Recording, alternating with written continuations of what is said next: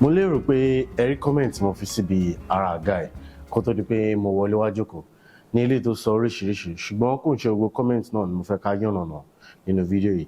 Eléyìí tí mo fẹ́ ká yànnàná bẹ́ẹ̀ ni eléyìí tó sọ pé àwọn òyìnbó amúnisìn ló dé tó wá fún wa ní aṣọ tó fi di pé à ń wọ aṣọ, ní eléyìí tí mo nígbàgbọ́ pé ẹni náà mọ nǹkan tí ó ń sọ ni.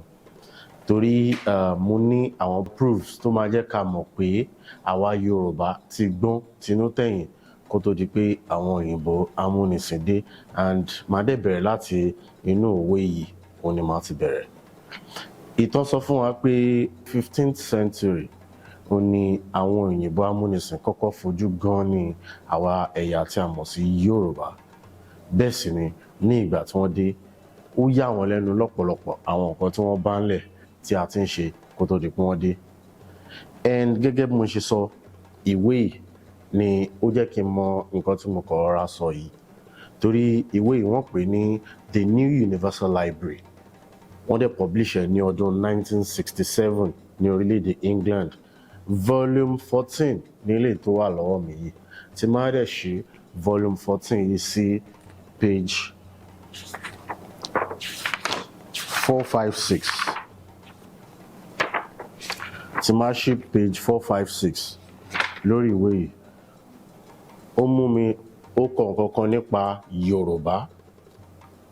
Nǹkan tó sì kàn pa Yorùbá nípa nǹkan tá à ń sọ lọ́wọ́lọ́wọ́ báyìí, òun náà ni ẹ̀ ń wò lójú screen yẹn.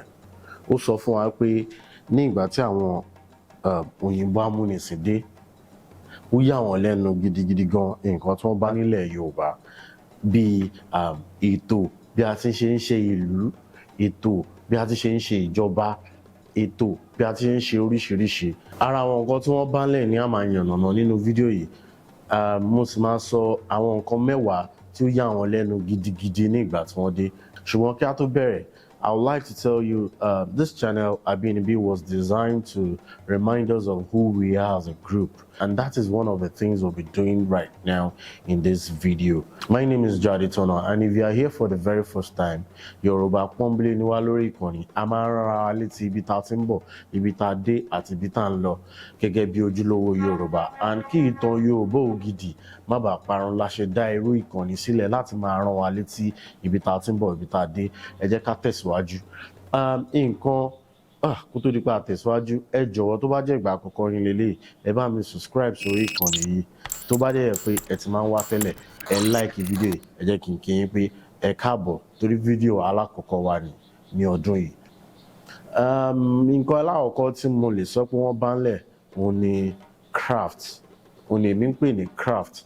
A ti ń ṣe terracottas, a ti ń ṣe sculptures. Ó dẹ̀ ṣe pé a kàn ń ṣe àwọn sculpture yẹn nìkan ni ó jẹ́ ohun ìyàlẹ́nu fáwọn òyìnbó amúnisìn. Ní 11th century, wọ́n rí àwọn sculpture kan tí àwọn baba ńlá baba wa fi bronze ṣe ní ẹ̀yìnkùlé Ọọ̀ni tilé Ifẹ̀ tìgbà náà. Wọ́n fẹ́ expand ààfin Ọọ̀ni tilé Ifẹ̀ ìgbà náà ní 11th century ni wọ́n gbẹ́ ilẹ̀ ni wọ́n rí àwọn sculpture yìí. Bronze ni a fi ṣe àwọn sculpture yìí. And tẹ́ bá dé yìí dé museum ní England, bí mo ṣe ń bá yín sọ̀rọ̀ yìí, ẹ máa rí àwọn kíní gangan àwọn ilé tí mo sọ pé wọ́n rí nínú ilẹ̀ ní ẹ̀yìnkùlé Ọọ̀ni of Ifẹ̀ yẹn. Ẹ máa rí òun gangan ní museum England lọ́wọ́ bí mo ṣe ń bá yín sọ̀rọ̀ yìí. And ká tẹ̀síwájú lórí àwọn nǹkan tá a ti ṣe. Kò wá ṣe pé a mọ ère lásán nìkan ni, gẹ́gẹ́ bí mo ṣe sọ lẹ́ẹ̀kan. Tẹ́ bá sì dénú museum ti Ilé Ifẹ̀ ní mo ṣe ń bá yín sọ̀rọ̀ ní ọdún tí mo wà yìí, ẹ máa rí bí a ṣe bẹ̀rẹ̀ àwọn terracottas wa.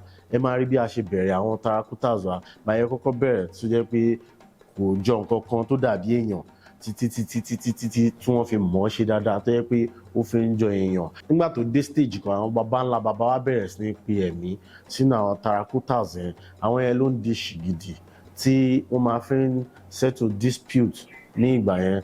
Tí ṣé mọ̀ pé bàtà láyé ti dáyé làwọn èèyàn ti máa ń fẹ́ fi ọwọ́ ọlá gbá wọn kan lójú bíi pé kán fẹ́ gbalẹ̀ tí ò ṣe tiwọn lọ́wọ́ wọn. Àwọn èèyàn méjì tí wọ́n jà sí nǹkan kan ni wọ́n máa kó lọ sí ìdí ṣìgìdì. tẹ́ bá sì dénú palace tí mo yín bá yín sọ̀rọ̀ ẹ sì máa rí sign àwọn ṣìgìdì tí mo ń bá yín sọ yìí. Wọ́n á gbé ṣìgìdì yìí náà lẹ̀, ẹ máa ṣe kí ni, ẹ máa búra pé tó bá yẹ pé èmi kọ́ ni mo nílẹ̀ kí nǹkan bá ẹ ṣẹlẹ̀, mi rẹ̀ ní parọ́ fún kẹ́ni náà tó délé nǹkan yẹn máa ṣẹlẹ̀. So wọ́n máa fi ń settle dispute nígbà yẹn. Ara àwọn nǹkan tí ó ya àwọn òyìnbó amúnisìn lẹ́nu nìyí. So ẹ jẹ́ ká tẹ̀síwájú lórí nǹkan ẹlẹ́ẹ̀kejì, kí n má pẹ́ lórí nǹkan alákọ̀ọ́kọ́ yẹn rárá. Ká tẹ̀síwájú lórí nǹkan ẹlẹ́ẹ̀kejì tó ya àwọn òyìnbó amúnisìn lẹ́nu nígbà tí wọ́n dé sílẹ̀ Yorùbá ní 15th century. Nǹkan ẹlẹ́ẹ̀kejì tí máa sọ́nu fídíò yìí òun ni máa pè ní military. Kóyìnbó amúnisìn tó dé láti ní system of government, and bẹ́ẹ̀ sì ni a ní àwọn ológun ti wá tí ó ń function gidigidi gan. And ní ẹ jẹ́ kí n sáré fi nǹkan kan hàn yín ní kíákíá.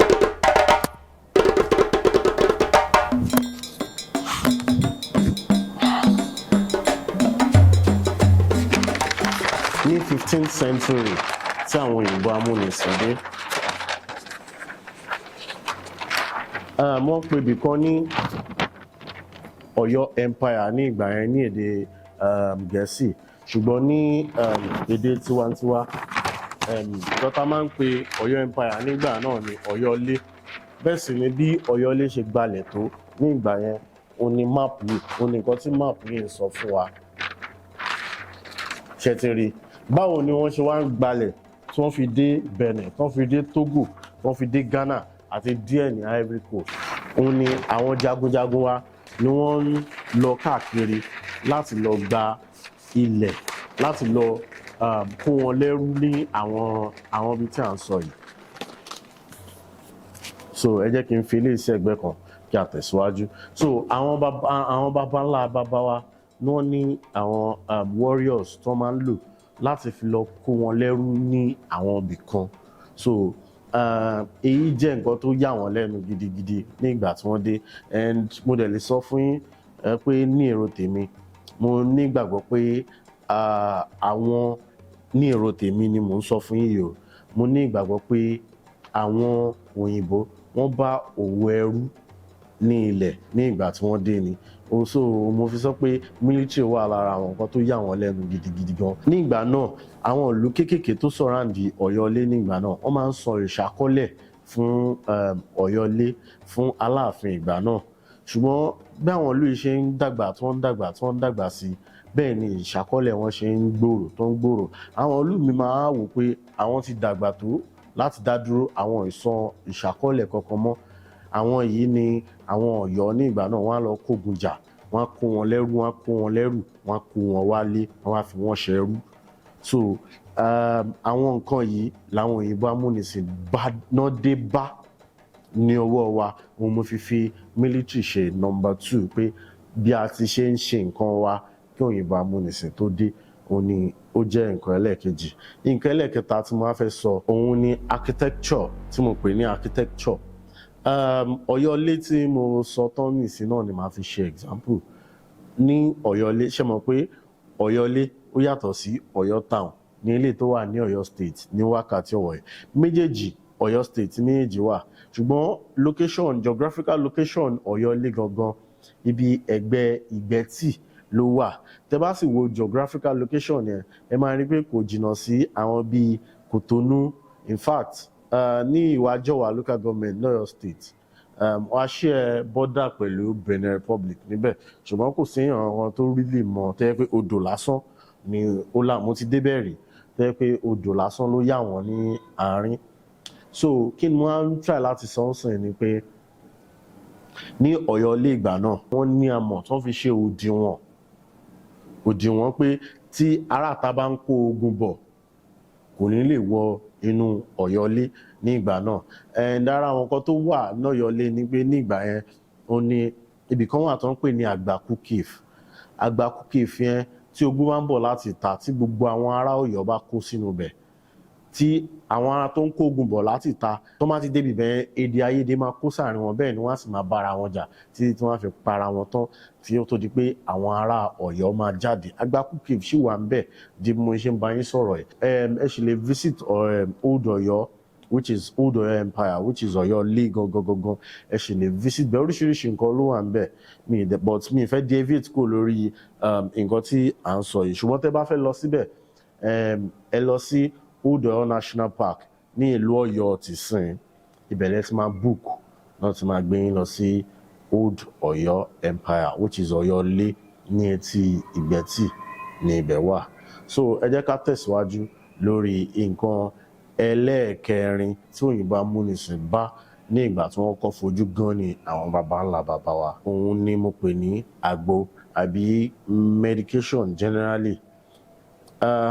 Tí èèyàn bá ń ṣe àárẹ̀ ní ìgbà náà, àwọn baba ńlá baba wa wọ́n á mú ẹ̀fọ́, wọ́n á mú ata, wọ́n á sì fi cure ẹni tó ń ṣe àárẹ̀ yẹn. Ṣùgbọ́n nígbà tí àwọn òyìnbó amúnisìn dé, nǹkan kan wá ṣẹlẹ̀. Ó ní pé tí ẹ̀fọn bá jẹ wọ́n, kò ń ṣe pé wọ́n máa ń ṣàárẹ̀ nìkan, wọ́n máa ń kú ni. So eléyìí ó jẹ́ nǹkan ìyàlẹ́nu pé báwo ni ẹ̀fọn ṣe ń jẹ àwọn baba ńlá baba wa tí wọn kì í kú, tó jẹ́ pé àwọn tí ẹ̀fọn bá ń jẹ àwọn kú. Náà wá bẹ̀rẹ̀ sí ní ṣe research. Wọ́n bẹ̀rẹ̀ sí ní ṣe research lórí àwọn nǹkan tó fà á. Ṣùgbọ́n ọ̀rọ̀ ọjọ́ mi ò ní eléyìí tí mo kọ̀ rọra sọ yìí. Ní tẹ́ pé nígbà tó dé stage kan, àwọn òyìnbó amúnisìn wọ́n sá lọ torí bí wọ́n bá ẹbẹ̀fọn bá ti jẹ wọ́n díẹ̀, tó máa ti ṣe kíni, wọ́n á kú ni. So wọ́n sá lọ fún àwọn baba ńlá baba wa torí wọn lè kó.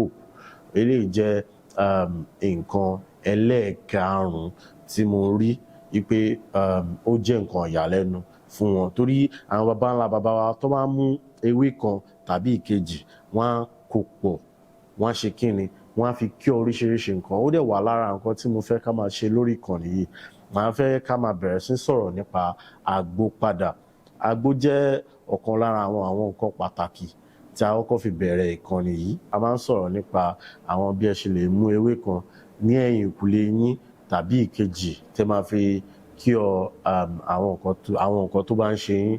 In fact, nígbà tá a bẹ̀rẹ̀ pẹ̀lú fruits, bẹ́ẹ̀ ṣe lè fi àwọn nǹkan tẹ́ lérò pé ó lè cure àwọn nǹkan kan ni a kọ́kọ́ ṣe ní ìgbà náà. So nǹkan ẹlẹ́ẹ̀kẹfà tí mo wá fẹ́ sọ báyìí tí òyìnbó bá lọ́wọ́ wa, ó ní mo pè ní trade by barter. Òyìnbó bá trade by barter lọ́wọ́ wa nígbà náà. Kò sí nǹkan tó ń jẹ́ owó, ṣó ti yé yín, kò sí nǹkan tó ń jẹ́ owó. Ṣùgbọ́n àwọn baba ńlá baba wa àgbẹ̀ ni wọ́n. Kò wá tún ṣe gbogbo wọn làgbẹ̀. Àwọn kan wà tó jẹ́ alágbẹ̀dẹ. Oríṣiríṣi iṣẹ́ náà ló wà. Àwọn kan wà tó jẹ́ pé wọ́n pẹjapẹja ni wọ́n. Àwọn kan wà tó jẹ́ ọdẹ ni wọ́n. Àwọn iṣẹ́ tó jẹ́ iṣẹ́ tó lówó lórí ní ìgbà náà ni iṣẹ́ mẹ́rẹ̀ẹ̀rin tí mo sọ fún yín yìí: àgbẹ̀, pẹjapẹja, ọdẹ àti alágbẹ̀dẹ. Yes, alágbẹ̀dẹ dàbí technology ni. Ṣé mọ̀ pé kò sí bí wọ́n yẹ fẹ́ roko, ọkọ́ náà máa fi ro oko. So alágbẹ̀dẹ dẹ̀ náà máa lọ bá. So báwo wá ni wọ́n ṣe ń ra nǹkan lọ́wọ́ ara wọn? Wọ́n ṣe ń ra nǹkan lọ́wọ́ ara wọn ni pé alágbẹ̀dẹ máa lọ fún àgbẹ̀ ní pé ó yá, gba ọkọ́ méjì fi kú iṣu fún mi. Àgbẹ̀ máa tún lọ bá àgbẹ̀ alágbàdo, ó máa lọ bá àgbẹ̀ oníṣu ní pé ó yá, gbaṣu báyìí kó fún mi ní àgbàdo báyìí. Ṣó ti yé yín? So nǹkan tó ń mean by trade by barter nìyẹn. Wàá kó nǹkan tó ní tí wọ́n ní, wàá kó fẹ́lòmíì. Wọ́n ti ní bí wọ́n ṣe ń wọ̀n láàrin ara wọn. Wàá kó fẹ́lòmíì, ẹlòmíì máa fún ẹ ní nǹkan tí wọ́n ò ní. Kódà ìgbà téyìnbó amúnisìn dé gan, the same principle làwọn náà ṣe kí ni wọ́n tẹ̀lé kó tó di pé wọ́n introduce owó sí wa. Ẹ bèrè pé báwo? Ní ìgbà náà tó máa fẹ́ gba ẹrú, wọ́n lè mú ọtí ìgò wá, wọ́n lè mú dígí wá tí a mọ̀ sí glass. Tẹ́ bá sì lọ sí Badagry tí mo yẹn bá yín sọ̀rọ̀, ẹ máa rí àwọn nǹkan tó máa fi ń gba ẹrú bíi 40 lọ́wọ́ àwọn baba ńlá baba wa. Àwọn nǹkan tó máa jọ wọ́n lójú bíi umbrella, bíi dígí which is glasses, and so on. Ó ti yẹn bí ọtí, àwọn nǹkan tí àwa ò tí ní ìgbà náà, òun ni wọ́n máa fi ń tàn wá gba ẹrú lọ́wọ́ wa ní ìgbà náà. So wọ́n ṣe follow ẹ̀ torí ibi báyìí ni wọ́n ti rí trade by barter. Àwọn ti ní owó lọ́dọ̀ wọn. Ká ní pé owó ti wà ní bíbá nígbà yẹn náà ni ẹ mọ̀ pé wọ́n á kàn máa kó wọ́n á máa ra àwọn kinní yẹn. So ó jẹ́ nǹkan ẹlẹ́ẹ̀kẹfà tí wọ́n bá ní ọwọ́ wa. Ká tó wá bọ́ sí nǹkan ẹlẹ́ẹ̀keje tí wọ́n bá lọ́wọ́ wa. Mo fẹ́ sọ fún yín pé tẹ́ bá lọ sí orí Patreon wa, link ẹ máa wà ní description box. A ti ní store níbẹ̀ tẹ́ ti lè ra oríṣiríṣi nǹkan tó jẹ́ nǹkan ti wa gangan nípa wà là ń produce ẹ̀. Ó ní ẹ lè fi support channel yìí bí frame tẹ́ ń wò lẹ́yìn nìyẹn. Ẹ lè rà lórí Patreon wa, àwa gangan ni à ń ṣe. Bí ìwé yìí nìsín, ìwé yìí a pè ní Emèrè, kò ń ṣe tiwa gangan ṣùgbọ́n à ń tà lórí Patreon wa, Emèrè, and ìwé with just $15 a lè ship ẹ̀ worldwide.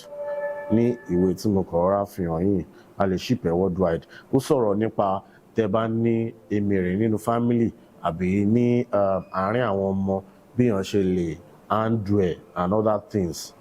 Òun ni ìwé yìí sọ̀rọ̀ nípa ẹ̀. A ti sọ̀rọ̀ nípa eléyìí. Wordsmith ni ìwé eléyìí ń jẹ́.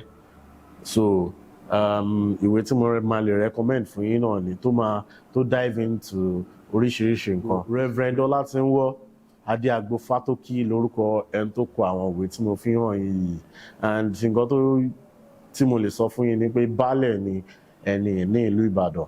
Àwọn náà a sì máa mú wá sórí ìkànnì torí a ṣe interview fún wọn. Wọ́n kó àwọn ìwé yìí fún mi pé kí n bá wọn tà. So and mo lè sọ fún yín pé each one tẹ́ bá máa rà ó máa ní signature wọn nínú tí wọ́n á dẹ̀ send message sí yín fúnra wọn lórí àwọn ìwé yìí. So igi ìṣọ̀kan lélẹ̀, mo like ìtàn ìwé yìí gan. Ẹ ní láti kà ó make sense gidigidi gan. Then the last one tí mo fẹ́ fi hàn yín ó ní àjẹ́. So àwọn ìwé yìí èmi ò lè sọ púpọ̀ fún yín ṣùgbọ́n máa kọ sínú kí lorúkọ ẹ̀. So tẹ́ bá lọ sí Patreon, so àwọn ìwé mẹ́rin yìí máa wà lórí Patreon. Tẹ́ bá lọ sí patreon.com/abinibihub/shop, òun náà lè ń wò lójú screen yìí. Ẹ lè ra àwọn ìwé yìí bẹ́ẹ̀. Kódà ìwé tèmi gangan kọ tó jẹ́ ìtàn nípa ọmọọba kan ní ilẹ̀ Yorùbá tí bàbá rẹ̀ sọ fún pé kó tó lè di ọba ìlú náà ó gbọ́dọ̀ wá obìnrin tí ó nífẹ̀ẹ́ rẹ̀ dénúdénú láàrin 40 ọjọ́ lẹ́kan kó tó di ọba. Ìtàn náà dùn lọ́pọ̀lọpọ̀ torí ó sọ oríṣiríṣi nǹkan nípa ilẹ̀ Yorùbá àti tí wọ́n bá ní ìṣòro bí wọ́n ṣe lè solve ẹ̀ ní bí tí mo ti ṣe research dé ní ilẹ̀ Yorùbá. Tẹ́ pé láì ṣògùn, láì ṣe anything, tẹ́ kàn máa ṣe nǹkan yẹn tó dẹ̀ máa solve problem yín.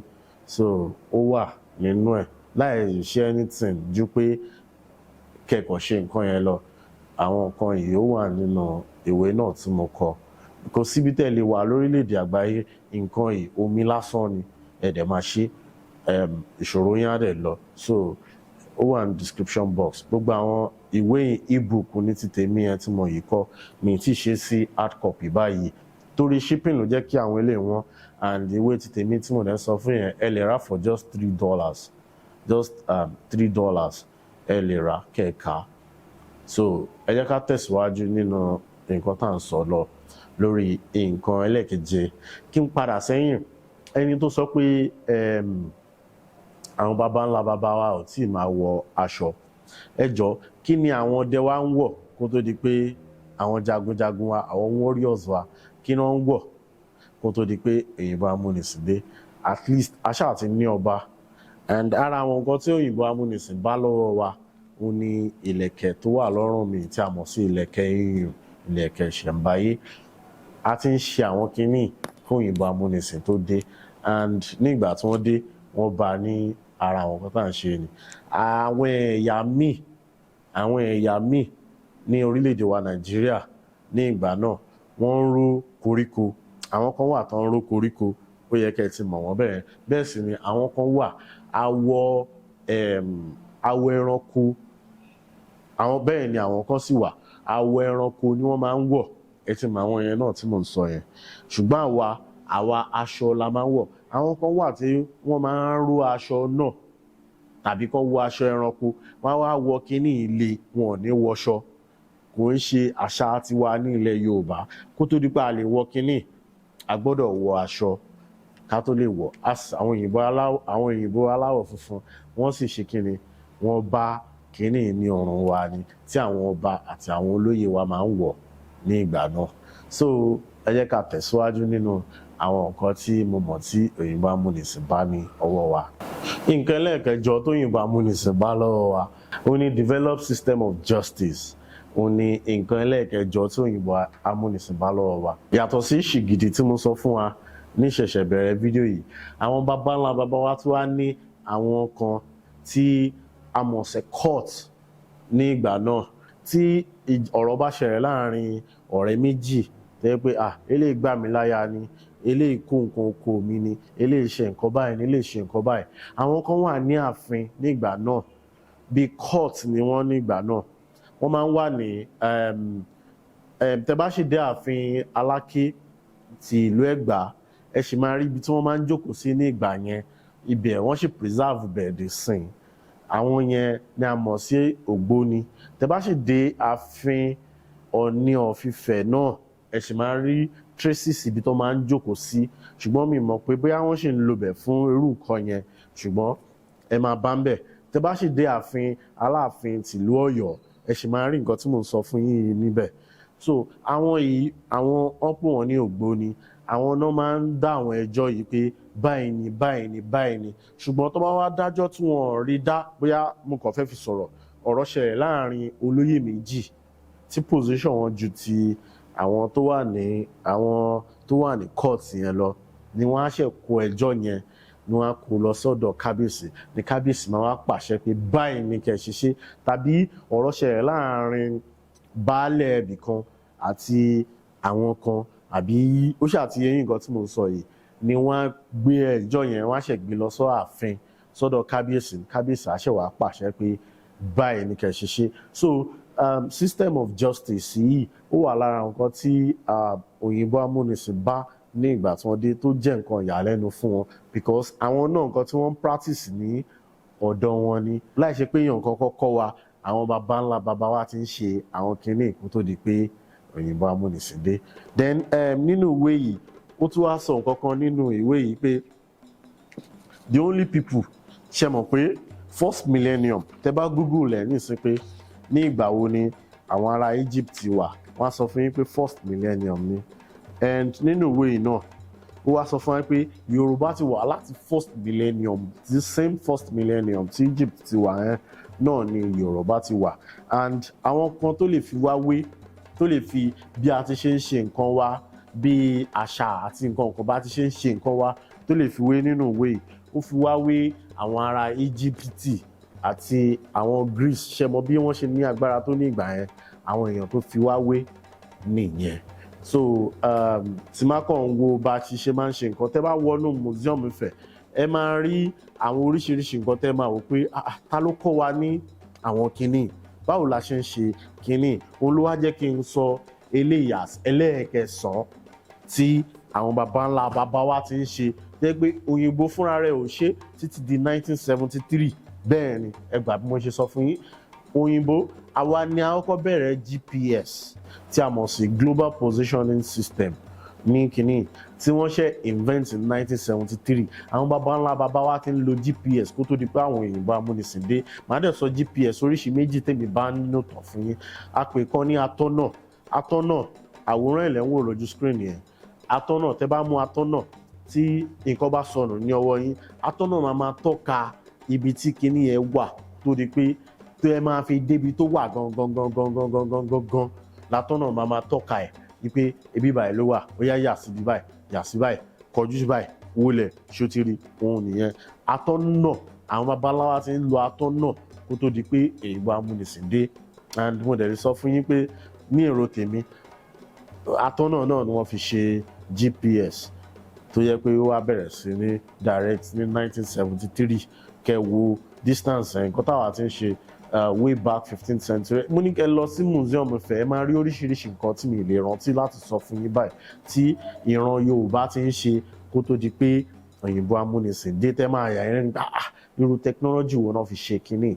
So tí Yorùbá bá ń win ní technology nísìn, nǹkan táwọn baba ńlá baba wa ti làálẹ̀ òun náà ni. Nílẹ̀ adúláwọ̀ àwa là ń win ní technology lọ́wọ́lọ́wọ́ báyìí, ṣùgbọ́n nǹkan táwọn baba ńlá baba wa, iṣẹ́ àwọn baba ńlá baba wa ni. Ṣùgbọ́n kí mo wá fẹ́ sọ ni pé ẹlẹ́ẹ̀kejì tí mo lè sọ pé GPS ó ní òkúta kan wà ní Ọ̀yọ́ ilé tí mo sọ fún wa lẹ́ẹ̀kan, wọ́n ń pe òkúta yẹn ní kò sọmọ nù. Tẹ́ bá wà ní orí òkúta yẹn, kò sí bí ẹni náà ṣe lè ti sọnù tó ti sọnù sínú oko, ó máa rí yín àbí kẹ́ ẹ rí kẹsẹ̀ lọ́ba, ó máa tíráàkì, ṣùgbọ́n tíráàkà náà ni nǹkan tí mo sọ yìí ní kò sọmọ nù.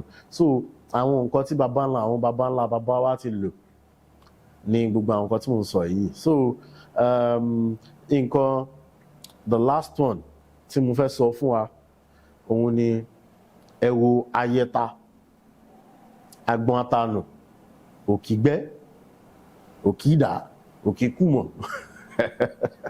ẹkọ imagine pé kí ni science òyìnbó gan orí nǹkan prove pé nǹkan báyìí ni. Torí nígbà tí àwọn òyìnbó amúnisìn dé tí wọ́n fẹ́ fi agídí ṣe, wọ́n á yìnbọn fún àwọn baba ńlá baba wa, ìbọn ò sì ní wọlé. Ara àwọn nǹkan tí àwọn baba ńlá baba wa fi show superiority fún àwọn òyìnbó nìyẹn. Wọ́n á ní a kì í rójú ọgbẹ́ lára omi, ó ti yẹn kò síbẹ̀ yìí fẹ́ ṣá omi tẹ́ máa rójú ọgbẹ́ ńbẹ̀, tó máa ṣá wọn ládàá kò ní wọlé. Kódà ìtàn kan wà ní ìlú Ìbàdàn tí Boaz àti Baálẹ̀ Akíntọ́lá ní ìlú Ìbàdàn àti cover ẹ̀rì bọ̀ kí n kò sáré brief fún yín. Baálẹ̀ Akíntọ́lá òun àti òyìnbó Boaz tá a mọ̀ sí Boaz Tower, wọ́n ní issue. Ẹni tó sọ Boaz Tower yẹn, orúkọ òyìnbó tí òun àti Baálẹ̀ Akíntọ́lá jọ ní issue ní ìjọsí, òun náà fi sọ orí Boaz Tower. Wọ́n ní issue, so ìgbà tí wọ́n ní issue, ó wá ní kí wọ́n lọ ti Baálẹ̀ Akíntọ́lá mọ́lé. And ní ìgbà náà tí wọ́n pé Ìbàdàn tí máa jọba baálẹ̀ la máa ń jẹ ní Ìbàdàn. Then ibi gate yẹn ní police station ẹyọ kan tí Ìbàdàn ní ló wà nígbà náà. So ìgbà tí òyìnbó wá lọ sọ́dọ̀ Baálẹ̀ Akíntọ́lá wípé kó lọ sọ fún pé ṣó ti rí pé o ò lẹ́nu báyìí, ìgbà tán dénú sẹ́ẹ̀lì tán fi Baálẹ̀ Akíntọ́lá sí, kò sí Baálẹ̀ Akíntọ́lá ń bẹ̀. Ó ní kán wá Baálẹ̀ Akíntọ́lá lọlé. Nígbà tán délé, wọ́n bá Baálẹ̀ Akíntọ́lá tó mu ẹ̀kọ lọ́wọ́. Ibi tó ti mú ẹ̀kọ, ó ní kán tuntun gbé. Wọ́n á ní kí ni káwọn ṣe fún un?